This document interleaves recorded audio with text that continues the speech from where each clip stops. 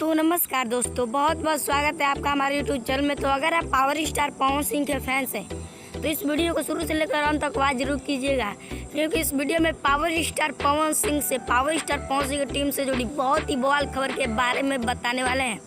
तो सबसे पहले अगर आप चैनल पर नए हैं तो कृपया चैनल को सब्सक्राइब करके वीडियो को लाइक जरूर कर ले, ताकि पावर स्टार पवन सिंह का कोई भी अपडेट आए तो सबसे पहले आप तक पहुंचे। तो चलिए वीडियो में बिना देरी किए फटाफट स्टार्ट करते हैं।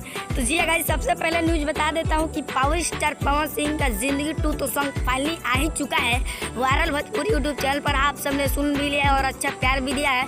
अभी तक आपने और लोगों ने नहीं सुना है तो जाके उस गाने को जरूर सुनिए वायरल भोजपुरी यूट्यूब चैनल पर। अगर सुन लिया है तो कमेंट के माध्यम से बताइए आपको वो गाना कैसा लगा।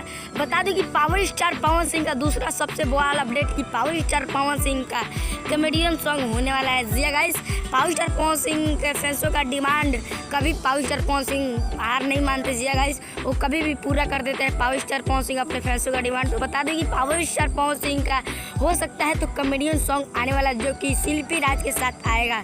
जी guys, power star Pawan Singh का कॉमेडियन सॉन्ग आने वाला जो कि शिल्पी राज के साथ आएगा।